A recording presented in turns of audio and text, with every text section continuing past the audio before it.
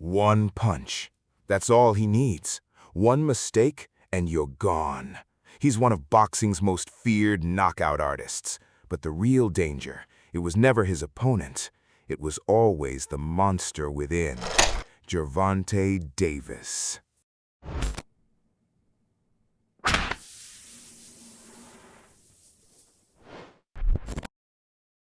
Born in fire. Baltimore doesn't raise soft men. It breaks them. Then it dares them to survive. That's where Gervonta was born. Into violence, into poverty, into instability. His childhood wasn't about dreams. It was about survival.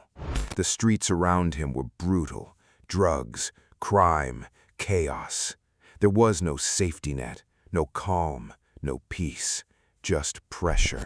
And pressure creates two things, victims or killers. As a child, Gervonta had rage inside him, raw rage, the kind that comes from seeing too much too early. And that rage needed somewhere to go. That's when boxing entered his life, not as a hobby, as an escape, as war. The gym became sacred. Inside those ropes, pain had purpose, violence had structure, and anger became power. But what no one realized is that the same fire making him special could one day burn everything down. The weapon. Some fighters win with skill, some win with IQ.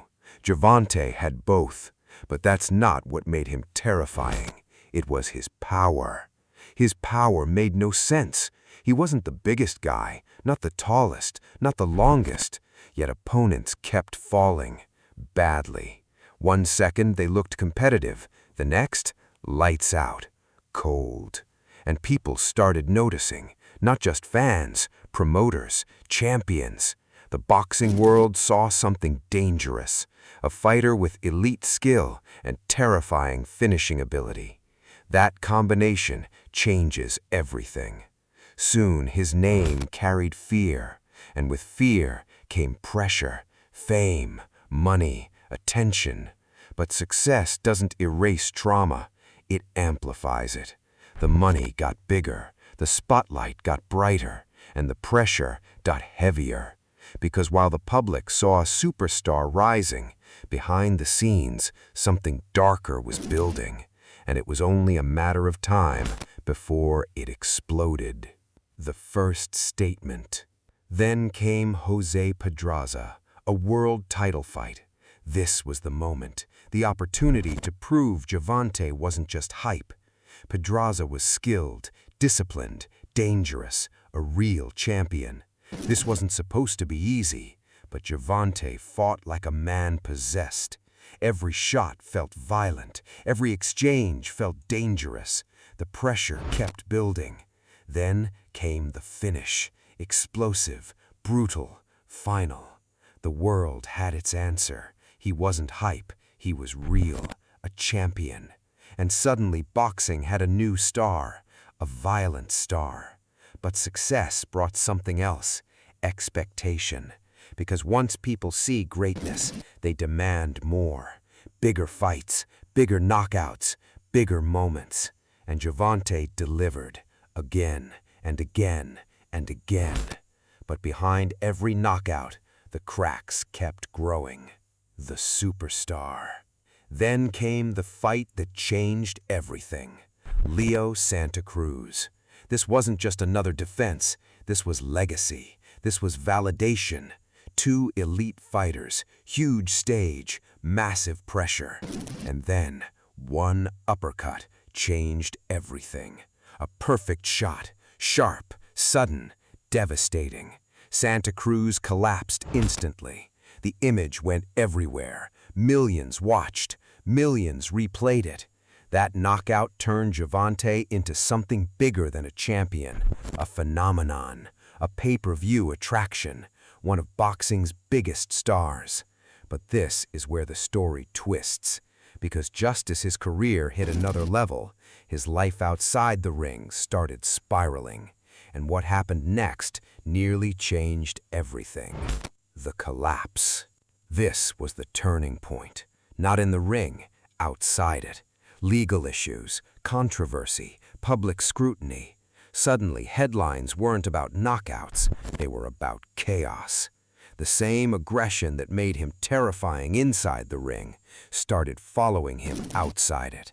And this is the cruel truth about trauma. You can outrun poverty, you can escape the streets, you can become rich, famous, powerful.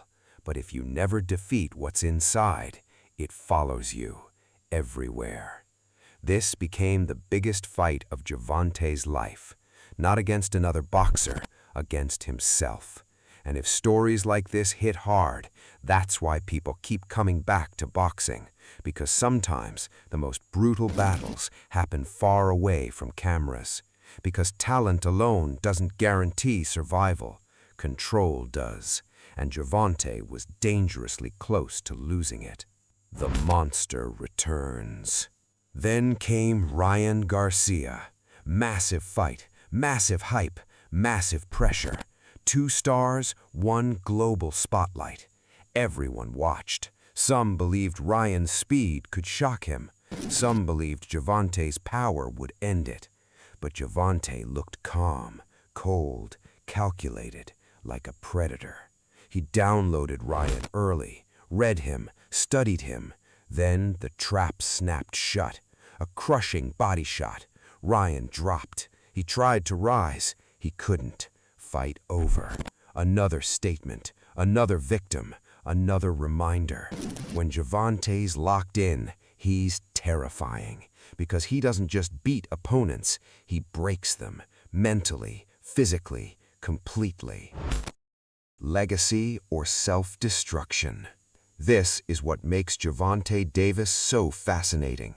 He's not just fighting opponents, he's fighting history, fighting trauma, fighting himself.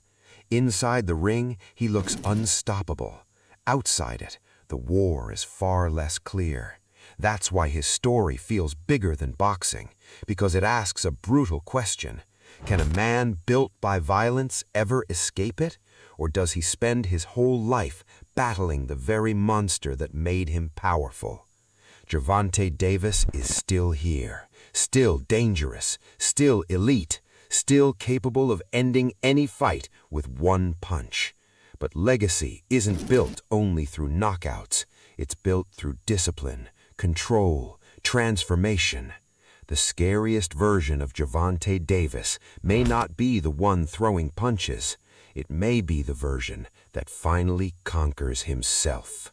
Some fighters become champions, some become stars, but the rarest become something else entirely. A force, a warning, a storm. And storms don't ask for permission. They just arrive.